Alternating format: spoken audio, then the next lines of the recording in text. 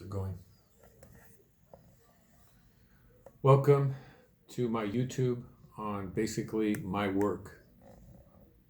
This is a dual podcast with YouTube. Bienvenidos al podcast sobre casi todo lo importante. Welcome to the podcast on almost everything important. For those of you watching this on YouTube, this is a dual project tonight where we're doing simultaneously a YouTube with a podcast. For those of you listening on the podcast, I'm Professor Raymond L. Williams of the University of California, Distinguished Emeritus Professor of Latin American Literature. Para los que están escuchando en español, soy el Profesor Raymond L. Williams de la Universidad de California, autor de 17 libros. So this is part of a series of podcasts I have, over 300 under 9 different series. You can find these 9 different series under SoundCloud. So if you listen to SoundCloud, you'll see what I've posted already. Si escuchan SoundCloud, pueden escuchar todos estos podcasts. The list of the podcast can be found on my website, www.thetop64.com. Entonces quiero hablar con ustedes esta tarde de mis libros. Esto fue básicamente por la siguiente razón. Dos profesores en dos universidades colombianas me han pedido ejemplares de mis libros para sus propias universidades y no tengo suficientes ejemplares para llevar a sus estudiantes y vender, pero sí tengo suficientes para regalar a las universidades un ejemplar de casi todos mis libros junto con este PDF que estoy enviando y este YouTube que estoy enviando con la imagen de los libros, la imagen física de los libros. Entonces, soy el autor de 17 libros, digo. En realidad son 17 libros que yo he escrito solo, más algunas compilaciones. En total tal vez son 25 libros, pero como académicos lo que es importante en cuanto a nuestra producción son los libros que escribimos solos en humanidades, por lo menos. So as a humanist, our important work is our single-authored work, of course. And so I have 17 of those, then a few books I've compiled. I'm not going to actually talk about all 17 single-authored works, since a couple of them have been are out of print in English and not all that significant really today, because they've been in a way superseded by later editions of more elaborate work on more or less the same subject with the same approach. So, and one of the books in Spanish I can't really find today, but this is relatively complete. This is the first little book that I wrote, and many academics would want to hide this. Mi primer libro es este, se llama La novela colombiana contemporánea, publicada en 1976. Yo, por supuesto, solo tenía 12 años cuando lo escribí, era un poco adelantado. Entonces, so we actually would kind of hide this book from our academic colleagues. A few of them have seen it when I went out for my early promotions. I'm sure some of them were wondering if it really should be counted as a book or a pamphlet. It actually had more impact than almost any book I've written, because it circulated in this edition of over 20,000 in Colombia. So a lot of high school teachers and some college teachers used this book back in the 70s and early 80s. And they've known me by name since then. So I have a falsely exaggerated reputation in Colombia because my books, that little book got around a lot. But in my defense, it has nice little readings, I think. They were the kind of the roots of the basis of my dissertation work. So this is a pre-dissertation book. And much of the stuff that resonated and was considered more sophisticated later on actually was originally written in this little booklet. So my first real book, mi primer libro verdadero, es Una década de la novela colombiana. Esto es 1981. It's in the decade of the Colombian novel. I had long hair back then, you can see. And so this is this is basically my rewritten doctoral dissertation. So what I did with the dissertation is expand the length of it. The original dissertation covered 7 years of the 70s, and this covers all of the 70s. The approaches at the time were new. En el momento las aproximaciones eran nuevas. Entonces, un posible título de este libro era Nuevas aproximaciones a la novela colombiana de los 70, pero esto hubiera sonido un poco demasiado académico. Entonces lo dejamos en una novela colombiana. Yo quería tener una solapa con arte abstracto y terminamos con esto. Al principio yo no estaba muy contento, pero uno aprende con el tiempo que los editores tienen el poder sobre las solapas, no los autores. In the end, the publishers take over the control of the book covers because, after all, it's their job to market these books, and they know what they want to market. So they like to consult with us about our book covers and then ignore what we say and do what they want. But it's nice that they consult with us. So I'm going to throw in one book from 1984 that isn't a single authored book because it's kind of important in some ways, and it's these ensayos. The importance of this book that was published in 1984 is that it was the first conference of the Colombianistas that we formed in 1984. I was actually the founding president. And it's got some nice little essays, nice essays in historical terms. They're nice to know about. For example, there's a preface by President Belisario Betancourt, which was his plenary lecture at the conference. I invited him to our first conference of Colombianistas in Antioquia in 1984, and he actually came. So that was spectacular. The president's helicopter arriving, and about 5,000 soldiers surrounding the place all of a sudden. Entonces esto es un libro de 1984, Ensayos sobre la literatura colombiana. Es un volumen compilado de los trabajos presentados en el primer Congreso de los Colombianistas. And so then I launched into writing books in English. So this was my first book in English, which you might think would be easier maybe, because after all, English is my first language. But it actually wasn't. This was a torturous project because I quit writing English in high school. And so I left writing English at the age of 17 and then started struggling with writing Spanish ever since. So when I started writing this, I had high school English. It was kind of like high school working class English that fortunately a nice editor improved into like neutral academic English for this series in the Twain Author Series back when we were in the first theoretical renovation of the Twain World Author Series. This is a paperback edition of the original that was a green hard copy. Este libro azul desde 1984 también es mi primer libro en inglés, lo cual difícil de escribir porque mi formación académica fue en mi segunda lengua, español. Entonces, es posible escribir mejor en su segunda lengua. Joseph Conrad showed us that way back in the beginning of the 20th century. Conrad escribió en su segunda lengua, ¿no? Entonces, tengo amigos en diferentes países que piensan que solo podemos escribir sobre autores de nuestra lengua materna y solo podemos publicar en nuestra lengua materna. Pero hay muchas excepciones y mi español escrito es ligeramente mejor que mi inglés escrito, aunque necesito editores en español también por las diferencias en ritmo y diferentes reglas estilísticas acerca de repetición en español. Mi español suele ser demasiado repetitivo en el primer borrador. So this is my important book, my most important book. It's called The Colombian Novel, 1844 to 1987. So I'm going to pause a little bit more with this book. I'm going to leave the English edition sitting right here and refer to it along with, pretty much simultaneously, we published it in Spanish. So la gente en Colombia suele pensar que este es el original, que se llama Novela y Poder en Colombia. Como en las películas, cambiamos muchos los títulos, tanto de las películas como los libros en traducción.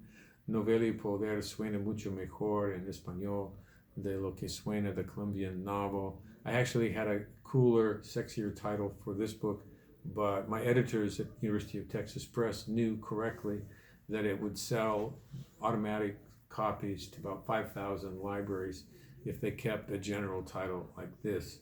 So this sexier title doesn't make any difference in Colombia because they don't really have like fixed sales in volume of by contract of books the way US publishers do.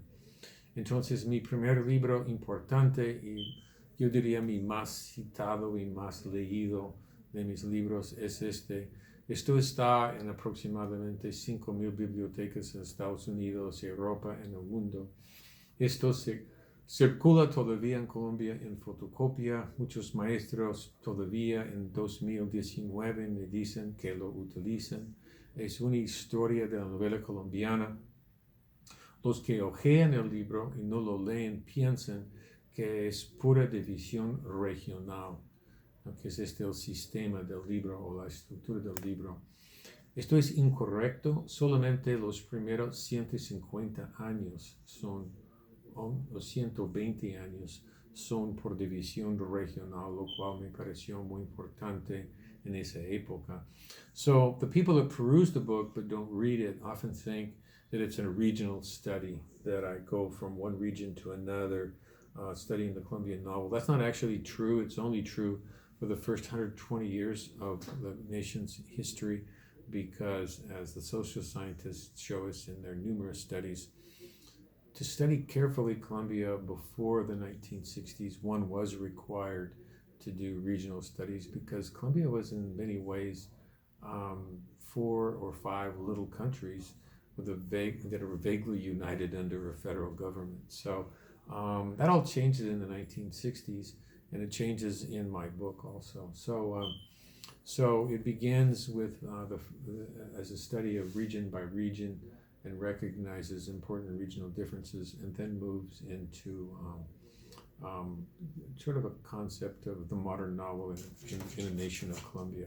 Entonces, este libro en inglés y en español salió en 1991. So I want to bring up one more book that I compiled before I move on. This one is not a single authored book, but it's a little special. It's called The Novel in the Americas. It was published in 1992. The opening piece is by Carlos Fuentes, who was our keynote speaker in a conference in 1992. So the volume actually contains a series of articles compiled over a 3-year period in which we began a cycle of conferences with Fuentes and then closed it with Fuentes in October of 1992, along with the presence of almost everybody that had anything to do with the Latin American novel, from Mario Vargas Llosa to Salman Rushdie, and William Gass from the United States, and Amy Tan, and endless other writers and scholars. So it was a week-by-week rotation, a month-long symposium. Novel in the Americas is what I call the volume. And we got the article that he has in here 6 months prior to he giving the conference. And then after he gave the conference, people always ask, how can I get a copy of your presentation? And, we sort of have to brush them off. We don't really have usually ready-made 50, 100 copies of our papers. And so in this case, when they asked for copies, we announced that we were having the book signing after the lecture. And then we had the book hot off the press ready. So I was very proud of that. I thought that was well organized and pulled off. And so that's a volume of 20 essays by writers from those Novel of the Americas conferences. Then in the early 90s, after this book, I needed to sort of move beyond Colombia for a while for different reasons, mostly intellectual, but other reasons too. One of the main ones actually was I just couldn't tolerate the pollution in Bogota as regularly as I was going to Colombia to work on this project. By the way, the Novel in the Americas, the Colombian novel, this book was basically a 15-year project.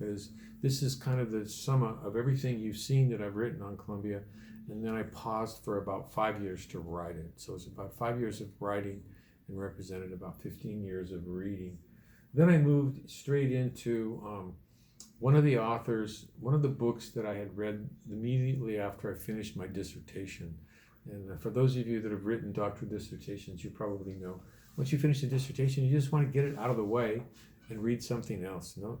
Entonces, después de terminar mi disertación doctoral, como muchos, yo tenía como la necesidad de leer algo totalmente diferente. Y al terminar mi tesis doctoral, salió Terra Nostra de Carlos Fuentes. Entonces, Terra Nostra es el asunto de este libro. Estoy buscando la edición en inglés de este libro. Aquí veo que está. Entonces, so I'm going to put up, this has got a nicer picture. I wrote this book in English. Yo escribí este libro en inglés y se llama The Writings of Carlos Fuentes, Los Escritos de Carlos Fuentes. And so, esto es la versión en inglés y acaban de ver la versión en español. So, The Writings of Carlos Fuentes is just a broad title we gave in order to market the book. It's really an academic study of Terra Nostra. The whole centerpiece of the book is Terra Nostra. Entonces, el centro de este libro realmente es Terra Nostra, pero ninguna editorial quiere publicar hoy en día un libro que se titula Estudio Analítico de Terra Nostra. Entonces, hubiera sido mejor tal vez llamar esto aproximaciones a los artes en Terra Nostra o a las artes en Terra Nostra, porque hay mucha reflexión sobre el arte en Terra Nostra y la arquitectura en Terra Nostra.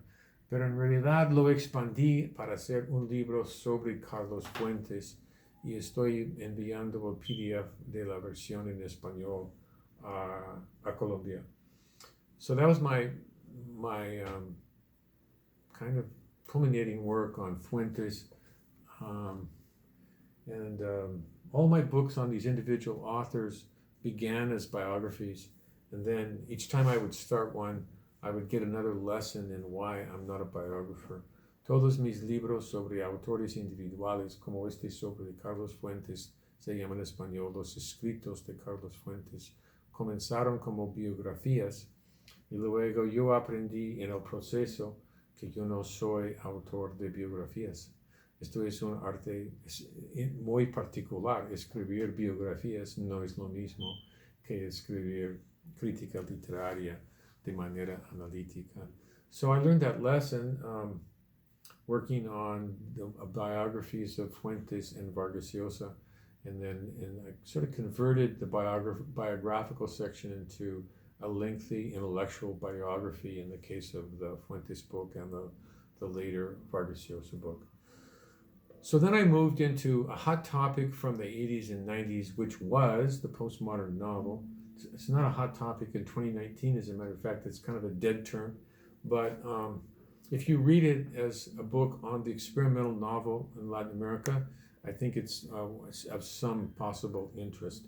Entonces pueden ver las raíces de la novela experimental en este libro. Repaso las raíces y las primeras generaciones de escritores experimentales desde los años 20 en adelante. Entonces hay la primera ola experimental con los escritores de vanguardia y otros autores experimentales a partir de 1967.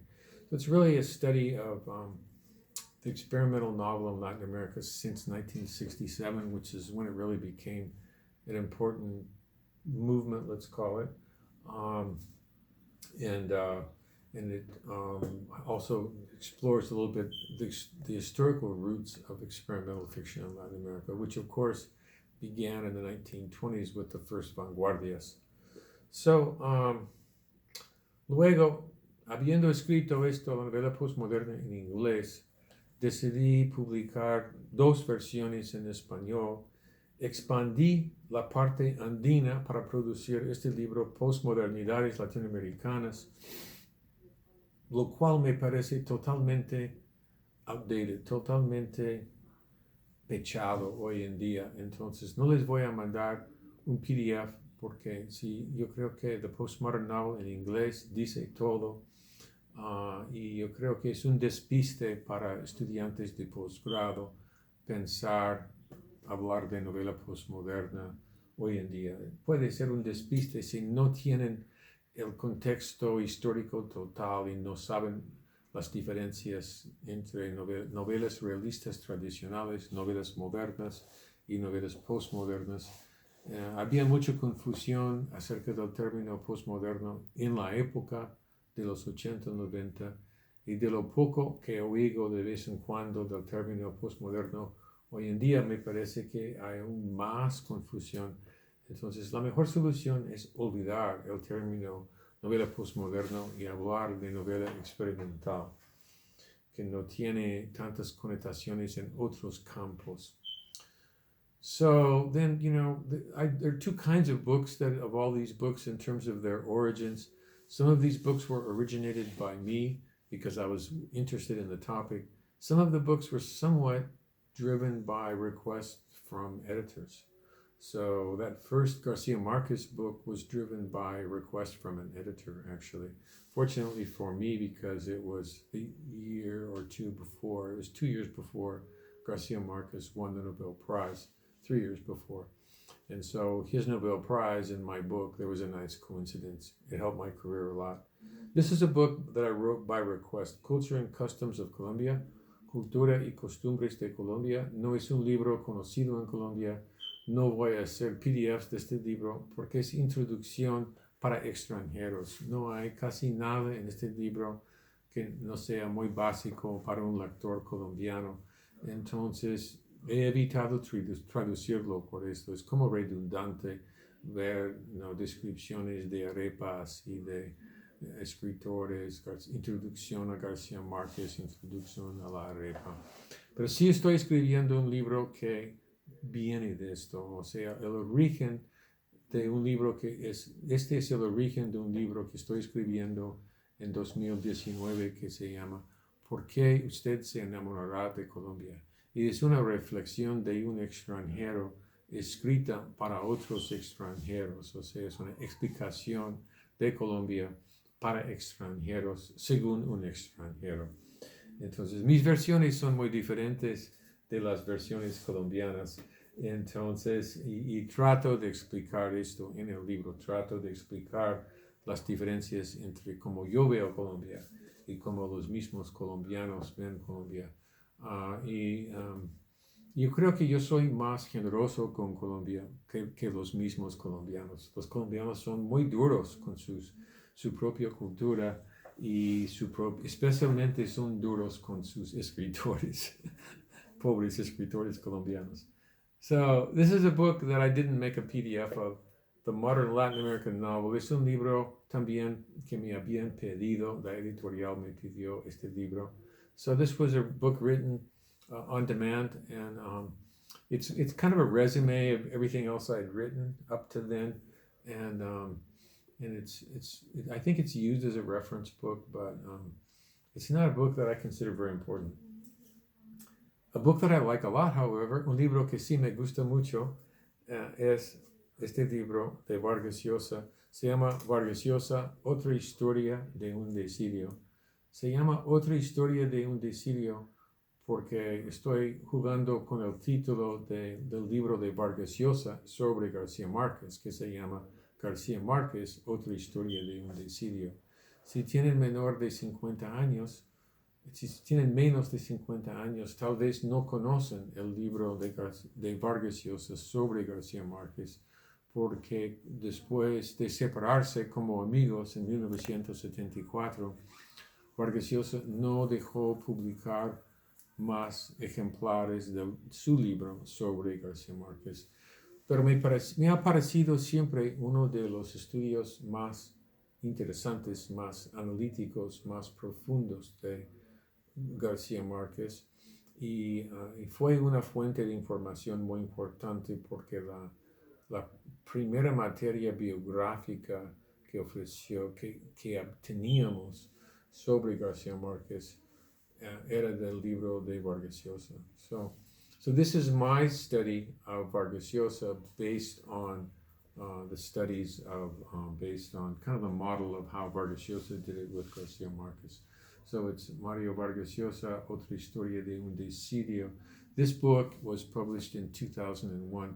There is no English version of this book because what I've done with Vargas Llosa is I've actually written 3 books, and then so after each book I wait a few years, and then I update the previous book with more information about the most recent fiction. So my colleagues claim that of course I'm just rewriting the same book, but it's only half true because the way Vargas Llosa produces, if I wait 10 years, he's already doubled his productivity. So only half of it is actually kind of based on the previous book.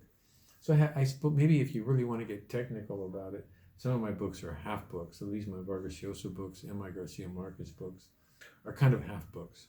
So this book, the 20th century Spanish American novel, doesn't exist in Spanish either. The 20th century Spanish American novel. Este es el libro que siempre quería escribir como alumno del profesor John S. Brushwood de la Universidad de Kansas, porque su libro culminante de su carrera tenía un título parecido, fue un estudio de la novela hispanoamericana. En Estados Unidos, nuestra formación es de latinoamericanistas, no de especialistas en un país.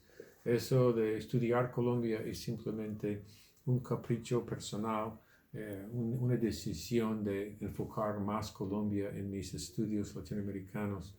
Pero cada 10 años vuelvo a América Latina, como volver a Fuentes fue una vuelta a América Latina. Entonces, esto es un esfuerzo por escribir un nuevo tipo de historia de la novela. La gran debilidad de toda historia de la literatura, la historia nacional, la principal, yo creo, es la necesidad de ser breve y superficial para cubrir muchas novelas. Entonces, yo uso el método de Brushwood, trato de entrar a fondo en algunas novelas a cada rato, mientras trato de manera más superficial algunas otras. Entonces, esto es la novela hispanoamericana del siglo XX.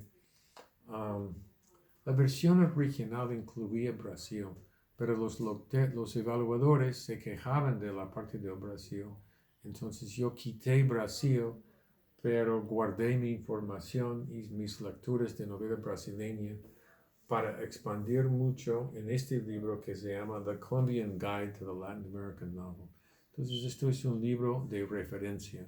So now we're getting into 2000. I was writing this in 2003, 4, and 5. This came out in 2007.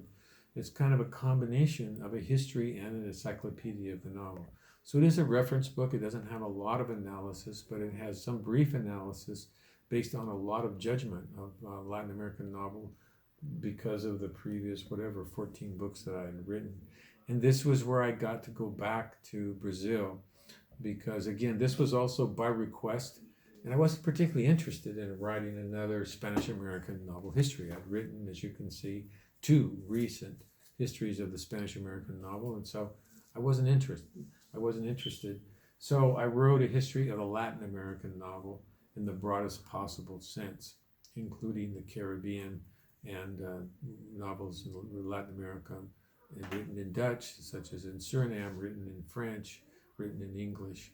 So that was the big project of the Columbia Guide to the Latin American Novel. Entonces yo no estaba tan interesado en volver a trabajar novela hispanoamericana. Cuando me invitaron a escribir este libro, yo les dije, si quieren algo amplio, incluyendo Brasil y el Caribe en todas las lenguas, yo lo hago. So as you can see, these book projects are, in a way, they're my opportunity to explore new subjects and to learn more. A couple of these books were kind of the equivalent of doing another PhD.